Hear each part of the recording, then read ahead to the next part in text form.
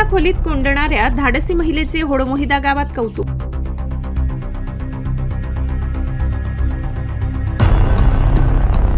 शहादा तालुक्यातील होडमोहिदा गावात एका महिलेने दाखवलेल्या अद्वितीय धाडसामुळे मोठा अनर्थ टळलाय। दुपारी जुनवणे शिवारात ऊस पिकाला पाणी देणारे शेतकरी रतिलाल सोमा चव्हाण वय 42 यांच्यावर बिबट्याने अचानक हल्ला केला। रतिलाल यांनी प्रतिकार केल्याने बिबट्याने तेथून पळ काढला। या हल्ल्यात ते जखमी झाले असून त्यांच्यावर उपचार सुरू आहेत।